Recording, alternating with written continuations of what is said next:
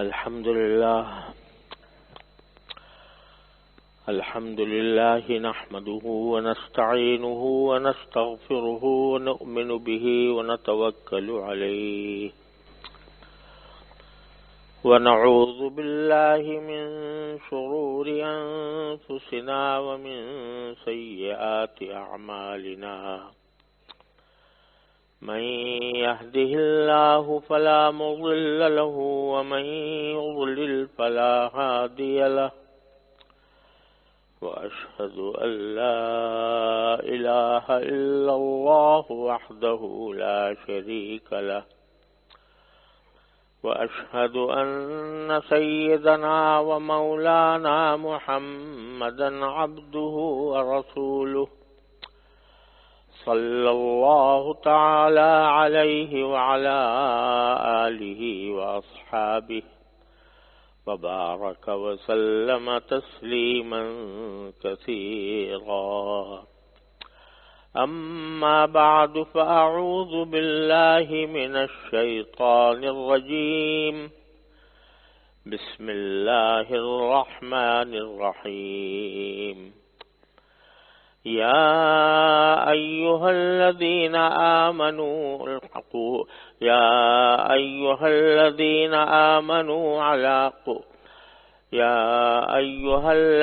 آمنوا عليكم أنفسكم لا يضركم من ضل إذا اهتديتم إلى الله مرجعكم جميعا فينبئكم بما كنتم تعملون آمنت بالله صدق الله مولانا العظيم. میرے محترم بھائیوں، دوستوں اور بزرگوں، السلام علیکم ورحمۃ اللہ تعالی وبرکاتہ. یہ آیت کریمہ ہے جو میں نے ابھی آپ کے سامنے پڑھی ہے. اس میں اللہ تبارک و تعالی نے تمام ایمان والوں کو یہ خطاب کر کے فرمایا ہے کہ تم اپنی خبر لو. یا ایھا الذین آمنو کہہ کر اللہ تبارک و تعالی نے قرآن کریم میں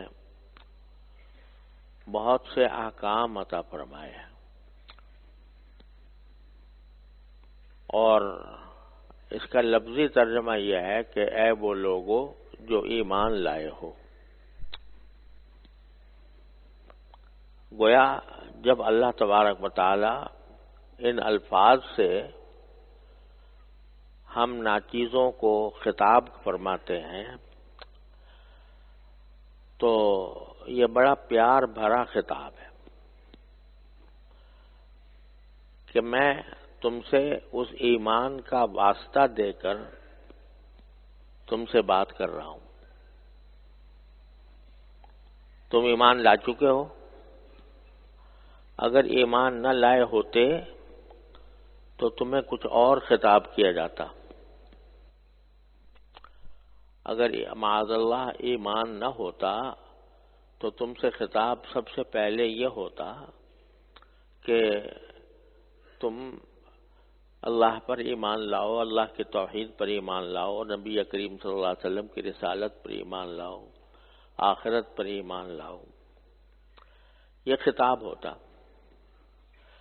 اب جیسے کوئی غیر مسلم ہے، مسلمان نہیں ہے، تو کیا ہم اس سے جا کر یہ کہیں گے کہ تم نماز پڑھو، یا یہ کہیں گے کہ تم روزہ رکھو؟ اس لیے کہ جب اس کا ایمان ہی نہیں تو اس سے نماز کا مطالبہ کیا کیا جائے؟ پہلی بات تو یہ ہے کہ کسی طرح وہ مسلمان ہو، ایمان لائے. پھر آگے دوسرے احکام اس سے بیان کیے جاتے ہیں.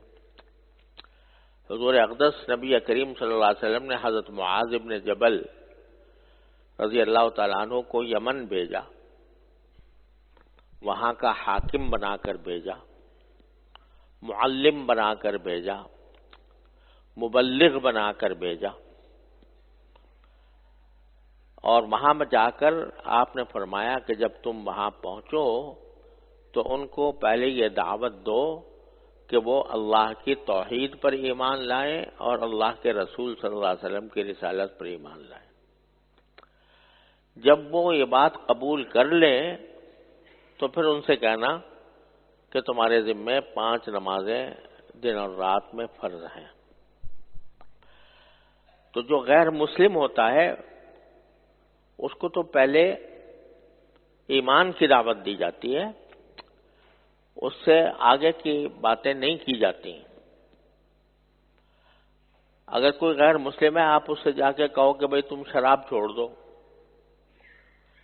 تو فضول بات ہے۔ بھئی وہ پہلے جب ایمان رکھتا ہی نہیں تو اس کو اس کے کیا پتا کہ شراب حلال ہے یا حرام ہے؟ اس کو تو پہلے ایمان لانے کی دعوت دینی چاہیے۔ جب تک وہ ایمان نہ لائے اس وقت تک اس کے اوپر احکام متوجہ نہیں ہوتے۔ اس لیے اللہ تبارک و تعالی ہم جیسے ناکارہ لوگوں کو جب خطاب فرماتے ہیں تو یہ کہہ کر خطاب کرتے ہیں کہ اے ایمان والو، اے وہ لوگوں جو مجھ پر ایمان لا چکے ہو، یہ کہہ کر خطاب کرتے ہیں گویا ایک طرح سے اس میں ایک اپنائیت کا اظہار ہے کہ تم میرے ہو، میرے بندے بھی ہو اور مجھ پر ایمان بھی لا چکے ہو۔ تو پہلے ان کی ایک طرح سے تعریف کر دی جاتی ہے کہ تم اچھے لوگ ہو، یعنی تم ان لوگوں سے بدرجہ بہتر ہو جو مجھ پر ایمان نہیں لائے۔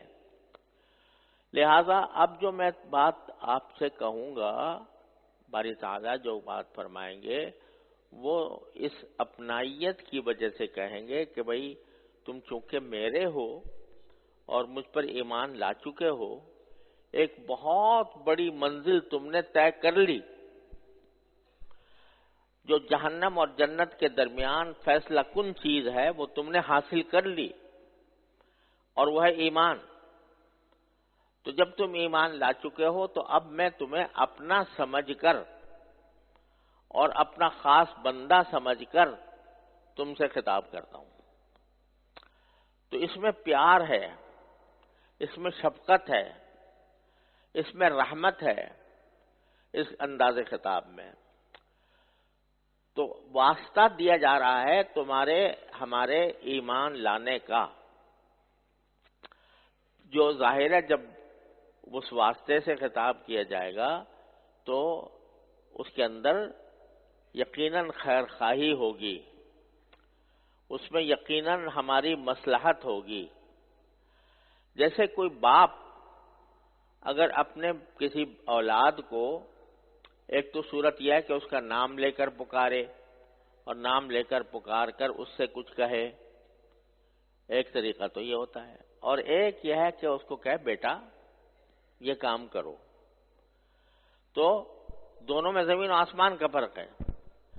پہلے میں غیریت ہے، نام لے کر پکار رہا ہے، اور اگر شفقت سے بات کرنی ہوگی، محبت سے کرنی ہوگی، پیار سے کرنی ہوگی، اپنائیت سے کرنی ہوگی اور خیرخواہی کا اظہار کرنا مقصود ہوگا تو بیٹا کہہ کر خطاب کریں گے۔ تو اللہ تبارک و تعالی جب ہمیں آپ کو خطاب کرتے ہیں تو ہمیں آپ اس رشتے کا حوالہ دیتے ہیں جو ہمارا اللہ تعالیٰ کے ساتھ ہے، اور وہ ہے ایمان کا رشتہ، الحمدللہ۔ اس لیے اس میں خیرخواہی ہے، اس میں مصلحت اندیشی ہے، اور ہمارے لیے ایک پیار بھرا خطاب ہے۔ تو یہ فرمایا کہ اے ایمان والو جو مجھ پر ایمان لائے ہو، تم اپنی خبر لو، اپنی فکر کرو، دوسروں کی برائیوں کی طرف اپنے آپ کو متوجہ کرنے کے بجائے خود اپنی فکر کرو، اپنے آپ کو درست کرنے کی کوشش کرو۔ لہذا یہ جو بیماری ہمارے اندر پھیلی ہوئی ہے کہ ہم دوسروں کی برائیاں دیکھتے پھرتے ہیں اور ان پر تنقید کرتے ہیں. اس دنیا میں سب سے آسان کام جو ہے وہ تنقید ہے. کسی کے اوپر بھی اس کی برائی کو وہ ذکر کر دینا اور اس کے کام پر، اس کے نظریے پر تنقید کرنا، یہ بڑا آسان کام ہے. لیکن اللہ تعالیٰ فرماتے ہیں کہ اس سے تمہارا کوئی فائدہ نہیں ہے. اگر دوسروں کی برائی دیکھتے رہو گے اور دوسروں کی برائیوں کا ذکر کرتے رہو گے تو اس سے تمہارا کوئی فائدہ نہیں بلکہ نقصان ہے. نقصان یہ ہے کہ بعض اوقات وہ جو برائی تم کر رہے ہوگے وہ غیبت میں داخل ہو جائے گی. غیبت بہت بڑا گناہ ہے. کبھی وہ بہتان میں داخل ہو جائے گی کہ تم ایسی بات کہہ دو گے کسی کے بارے میں جو اس کے اندر، ایسی برائی بیان کر دو گے جو اس کے اندر نہیں ہے، تو بہتان کے گنہگار بنو گے. اور اگر کچھ اور نہیں تو کم سے کم وقت کا ضائع کرنا تو ہے ہی. کیوں؟ اس لیے کہ لا یضرکم من ضل اذا اہتدیتم. اگر تم سیدھے راستے پر ہو خود تو اگر کوئی گمراہی کے راستے پر جا رہا ہے وہ تمہیں کوئی نقصان نہیں پہنچائے گا. ہر ایک کا عمل اس کے اپنے ساتھ ہے. اگر کوئی شخص برا ہے تم سے اس کا کوئی تعلق نہیں ہے، سوائے اس کے کہ نصیحت کر دیا کرو، کبھی کبھی اس کو اللہ تعالیٰ کی طرف بلا لیا کرو. لیکن اس کی گمراہی کا یا اس کی غلط کاری کا انجام وہ خود بھگتے گا. وہ جانے اور اس کا اللہ جانے. وہ تمہیں نقصان نہیں پہنچا سکتا. تمہارا جو کچھ تمہارا انجام ہونا ہے وہ تمہارے اپنے عمل سے ہونا ہے. خود تم جس طرح کے ہوگے اسی سے متعلق تمہیں اللہ تبارک و تعالیٰ تمہارا فیصلہ فرمائیں گے. دوسروں کے عمل تمہارے اوپر کوئی اثر انداز نہیں ہوں گے. ہر ایک آدمی کا اللہ تبارک و تعالیٰ نے الگ حساب کتاب رکھا ہے. وہ جانے اور اس کا اللہ جانے. اسی وجہ سے کہا گیا ہے، ہمارے سارے بزرگوں کا یہ قول ہے اور یہ تعلیم ہے کہ کبھی کسی شخص کو دیکھ کر، چاہے اس کا کتنا ہی بدعمل کیوں نہ ہو، دیکھنے میں ایک آدمی شرابی ہے، کبابی ہے، فاسق ہے، فاجر ہے، تو اس کو دیکھ کر کبھی یہ نہ سمجھو کہ یہ ہم سے برا ہے اور ہم اچھے. کبھی بھی یہ نہ سمجھو کہ اس برے آدمی کو، اس کی برائی کو بے شک برا سمجھو کہ اگر وہ شراب پی رہا ہے، اعوذ باللہ زنا کر رہا ہے، وہ کوئی گناہ کا کام کر رہا ہے، وہ گناہ کا کام تو بے شک برا ہے، لیکن وہ آدمی، وہ شخص، اس سے نفرت نہیں ہونی چاہیے، اس کے گناہ سے نفرت ہونی چاہیے. نفرت کیوں نہیں ہوگی؟ بلکہ اس لیے کہ دل میں ہر مسلمان کے لیے ایک دل میں خیرخواہی ہونی چاہیے. اگر کسی برائی میں مبتلا ہے تو خیرخواہی کا تقاضا یہ ہے کہ اس کے حق میں دعا کرو کہ یا اللہ یہ اس مصیبت میں مبتلا ہے، اس کو اس سے نکال دے. یہ ہے طریقہ صحیح. اور یہ سمجھنا کہ یہ جہنمی ہے، یہ دوزخی ہے، اعوذ باللہ، اور ہم جنتی ہیں، یہ انتہائی غلط نقطہ نظر ہے جو بعض لوگ مرتبہ دلوں میں پیدا ہو جاتا ہے. ارے تمہیں کیا پتا کہ اس کا کوئی عمل ایسا ہو جو اللہ تعالیٰ کو پسند ہو. تمہیں کیا پتا کہ اللہ تعالیٰ اس کو توبہ کی توفیق دے دے اور توبہ کی توفیق ملنے کے بعد وہ تم سے کہیں آگے نکل جائے. لہذا کبھی بھی کسی بھی مسلمان کو حقیر نہ سمجھو. اس کے اگر گناہ ہیں، اس کے کرتوت خراب ہیں، اس کے اعمال خراب ہیں، ان اعمال کو بے شک برا سمجھو. وہ اعمال خراب ہیں اور دعا کرو کہ اللہ اسے ان کو نجات دے دے، اور یہ بھی دعا کرو کہ اللہ مجھے اس سے محفوظ رکھ.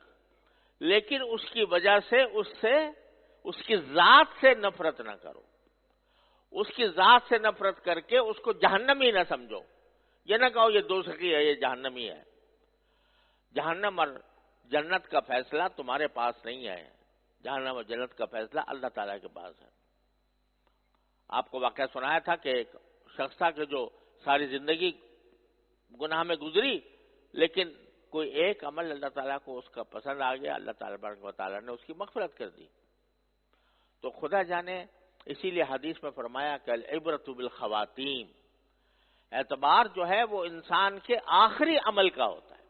مرنے سے پہلے اس کو کیا توفیق مل گئی اور مرنے سے پہلے اس کے کیس کیا حالت ہو گئی، اس پر فیصلے ہوتے ہیں اللہ تبارک و تعالیٰ کے ہاں. اسی لیے بزرگوں نے کہا کہ ہمیشہ دعا کرنی چاہیے، اللہ ہمارا خاتمہ ایمان پر فرما، یا اللہ ہمارا خاتمہ اچھے عمل پر فرما.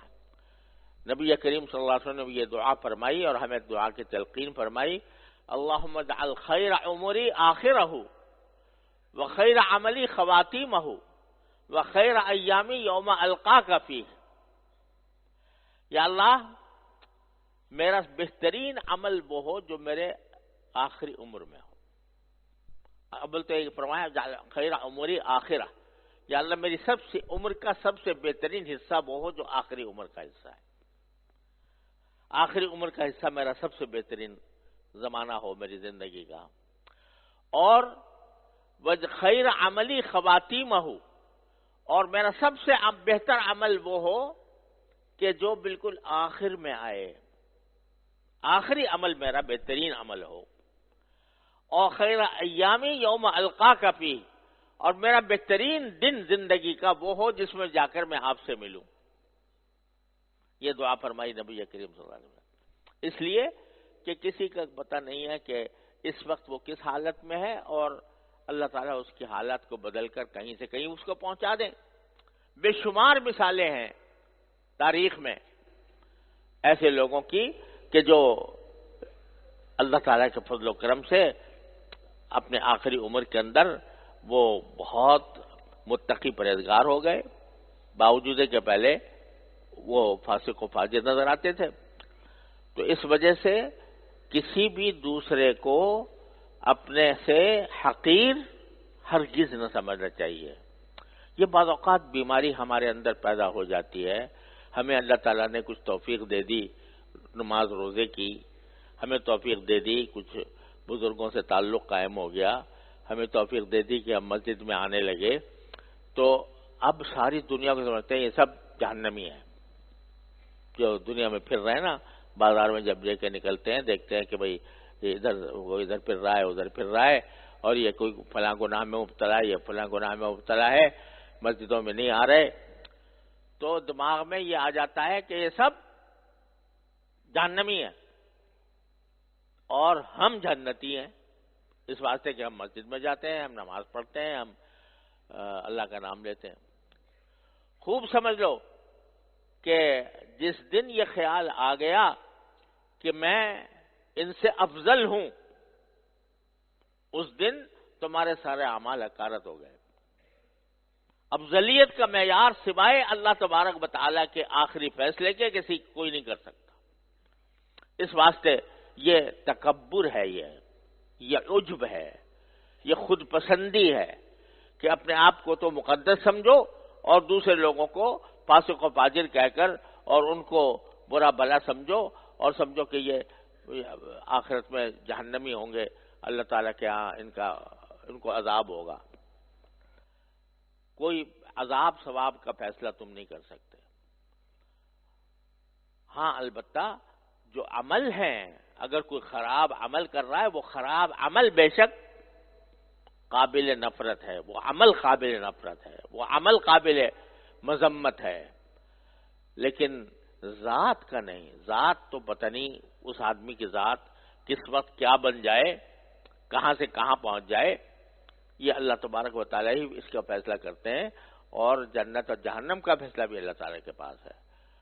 ان اللہ لا یغفر ان یشرک بہ ویغفر ما دون ذلک لمن یشاء. اللہ تعالیٰ شرک کو تو معاف نہیں کرتے کبھی جب تک توبہ نہ کر لے بندہ. اگر ایک آدمی شرک کا ارتکاب کر رہا ہے تو اس کو تو کبھی معاف نہیں کیا جاتا. اللہ تعالیٰ نے اعلان کر دیا اس کو میں معاف نہیں کروں گا جب تک کہ وہ توبہ نہ کر لیں.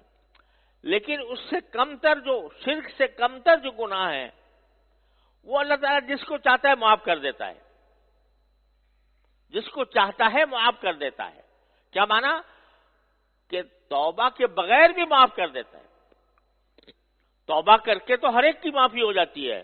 یہ کھلا اعلان ہے اللہ تعالیٰ کی طرف سے. جو کتنا بڑا بھی جرم کر کے آئے, کتنا بڑا گناہ کر کے آئے, 70 سال گناہوں میں مبتلا رہے اور اس کے بعد سچے دل سے ایک مرتبہ کہہ دے استغفر اللہ ربی من کل ذنب واتوب الیہ, میں اللہ توبہ کرتا ہوں سچے دل سے, تو اللہ تعالیٰ معاف فرما دیتے ہیں.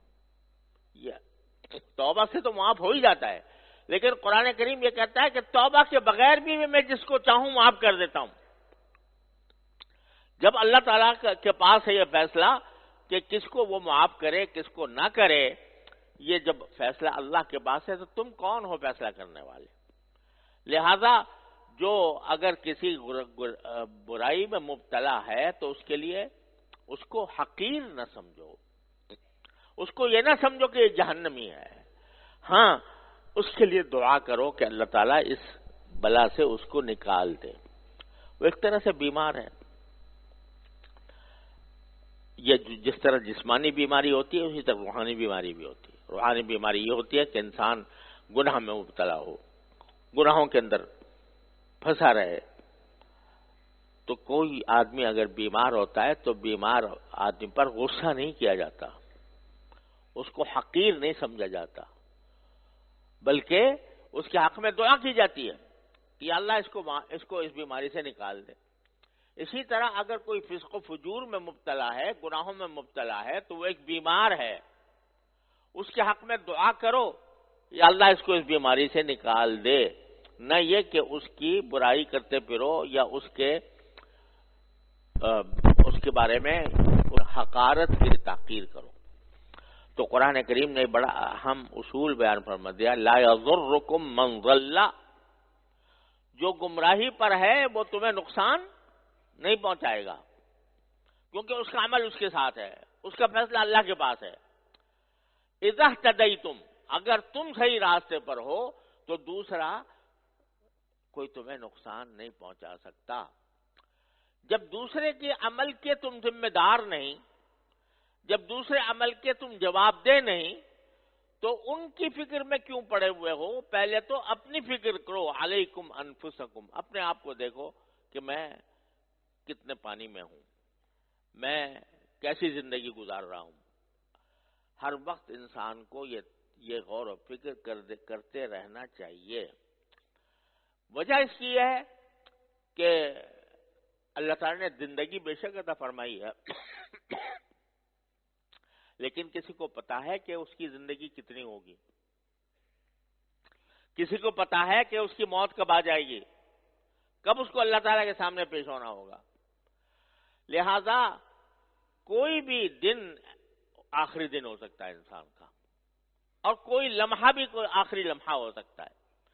جب یہ بات ہے ایک منزل کی طرف جا رہے ہو, اس منزل کی پتہ نہیں کب اس منزل کا سامنا کرنا پڑ جائے, تو تمہاری پہلی فکر یہ ہونی چاہیے کہ میرے حالات درست ہو جائیں, میرا تعلق اللہ تبارک و تعالیٰ کے ساتھ درست ہو جائے, میں اپنی زندگی اللہ کی مرضی کے مطابق ڈھال لوں اور میرا انجام اللہ تبارک و تعالیٰ کے ساتھ درست ہو جائے, اللہ تعالیٰ کے سامنے درست ہو جائے. اسی لیے حدیث میں فرمایا کہ اپنی موت کو, اپنی زندگی کو موت کی تیاری کے لیے استعمال کرو, اپنی زندگی کو موت کی تیاری کے لیے استعمال کرو. وَعُدَّ نَفْسَكَ مِنْ أَصْحَابِ الْقُبُورِ, اور اپنے آپ کو یہ سمجھو کہ میں قبر میں ہوں, کیونکہ کسی وقت بھی جا سکتے ہو قبر میں. اس واسطے اپنے آپ کو یہ سمجھو کہ میں قبر کی طرف میں چل رہا ہوں, قبر میں داخل ہونے والا ہوں. لہذا اس بات کی تیاری کرو کہ جب قبر میں پہنچوں تو پھر میرا انجام درست ہو.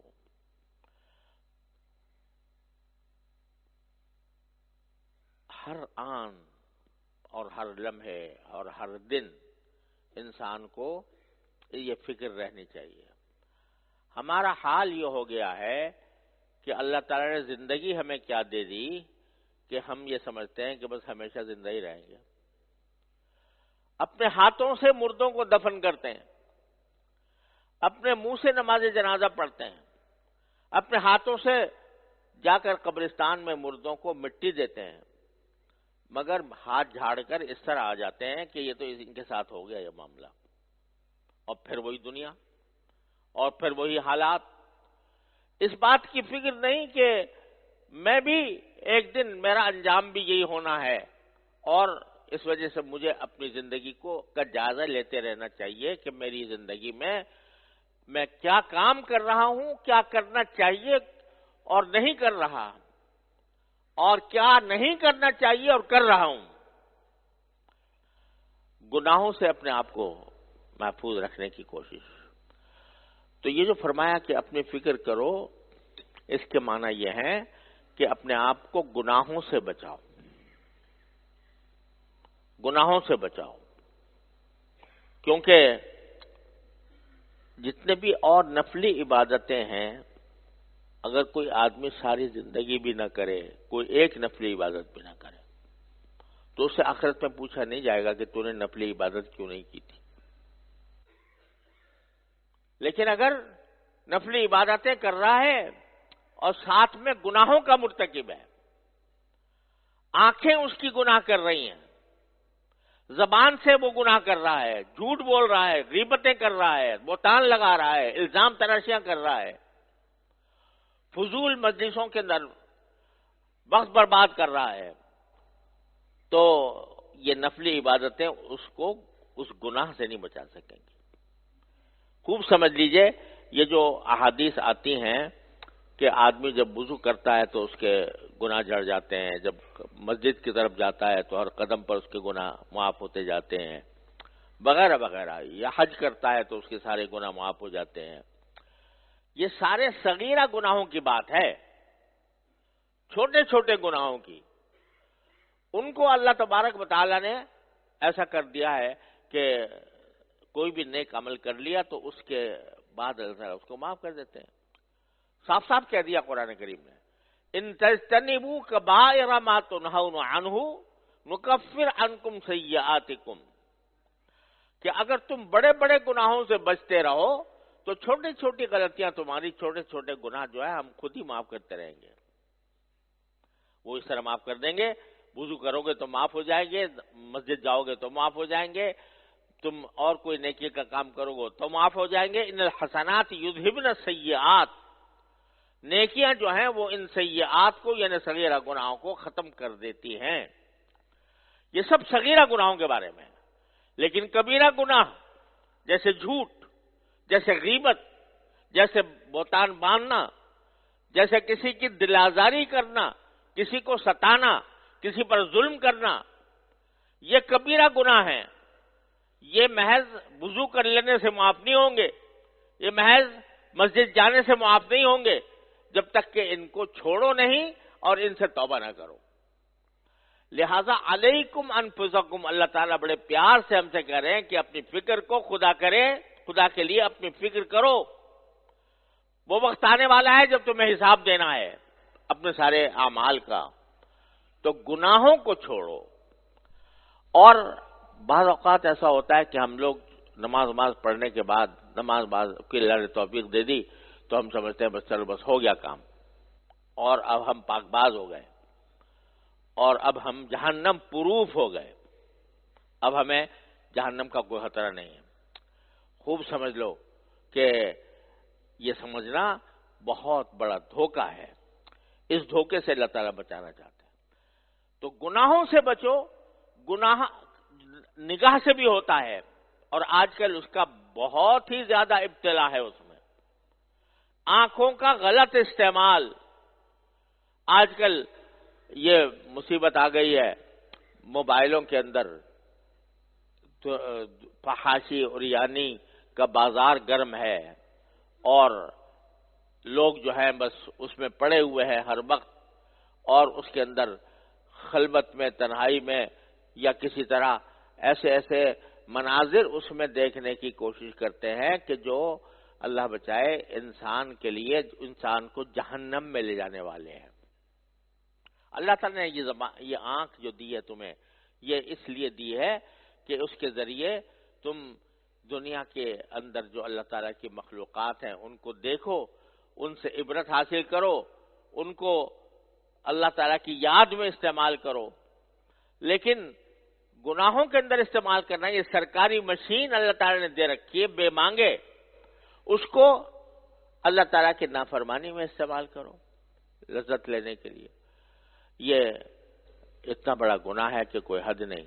لہذا فکر کرو، علیکم انفسکم، اپنی جانوں پر رحم کرو، اپنی جانوں کی فکر کرو کہ یہ آنکھ تمہیں کہیں جہنم میں نہ لے جائے۔ تمہاری زبان ہے، اللہ نے اتنی بڑی نعمت دی ہے، اس کو صحیح استعمال کرو، اس سے کبھی جھوٹ نہیں نکلنا چاہیے، اس سے کبھی غیبت نہیں ہونی چاہیے، اس سے کبھی کسی پر بہتان نہیں لگانا چاہیے، اس سے زبان کو دوسرے کے ستانے کے لیے استعمال کبھی نہیں کرنا چاہیے۔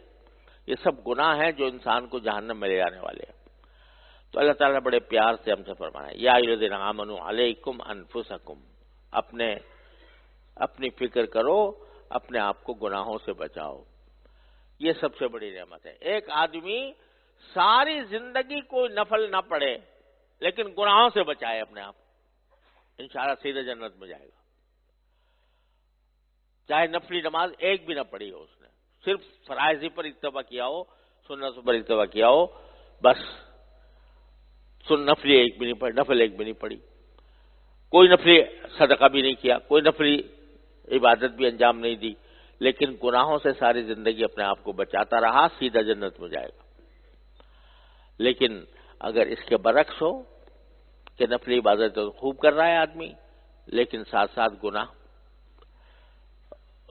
ہو رہے ہیں، تو یہ انسان کو جہنم میں لے جانے والی چیز ہے۔ اللہ تعالیٰ حفاظت فرمائے۔ اس کی مثال یوں سمجھو کہ جیسے آج کل آپ ایئر کنڈیشنر چلاتے ہو یا ہیٹر چلاتے ہو تو کیا کرتے ہو؟ اگر کسی کمرے میں ایئر کنڈیشنر چلایا ہے تو اگر دروازے کھڑکیاں کھلی ہیں تو کیا ہوگا؟ ایئر کنڈیشنر کام کرے گا؟ نہیں کرے گا، کیونکہ تم نے دروازے کھڑکیاں کھول دیں۔ ہاں، اگر اس سے فائدہ اٹھانا ہے تو دروازے کھڑکی بند کرنی ہوگی، پھر ایئر کنڈیشنر چلے گا تو وہ ٹھنڈک کرے گا یا گرمی دے گا، اسی وقت دے گا جبکہ دروازے کھڑکیاں کھولیں۔ تو ایک طرف آپ نے ایئر کنڈیشنر چلا رکھا ہے نمازوں کا، روزوں کا، ذکر کا، تلاوت کا، اور دوسری طرف آنکھ کی کھڑکی بھی کھلی ہے اور کان کی بھی کھلی ہے اور زبان کی بھی کھلی ہے، تو وہ نفلی عبادتیں تمہیں جہنم سے نہیں بچا سکتی، جہنم کی گرمی سے نہیں بچا سکتی۔ لہذا اللہ تعالیٰ فرماتے ہیں کہ اپنی فکر کرو، گناہوں سے اپنے آپ کو بچاؤ۔ اللہ تبارک و تعالیٰ اپنے فضل و کرم سے، اپنے رحمت سے ہم سب کو اس کی توفیق عطا فرما دے، اپنی فکر لگا دے اور اپنا جائزہ لینے کی توفیق عطا فرما دے۔ جہاں جہاں گناہ ہو رہے ہیں سب سوچو، اپنے گریبان میں منہ ڈال کر دیکھو اور دیکھ کر دیکھو مجھ سے کہاں کہاں گناہ ہو رہے ہیں، تو اور اس کے بعد اس سے توبہ کرو۔ اللہ نے توبہ کا دروازہ کھلا رکھا ہے، مرتے دم تک کھلا ہے، کہ جب چاہا انسان توبہ کر کے اپنے سارے گناہ معاف کروا لے۔ اللہ تعالیٰ اپنے رحمت سے ہمیں اس کی توفیق عطا فرمائے۔ وصلی اللہ تعالیٰ علی خیر خلقہ سیدنا محمد۔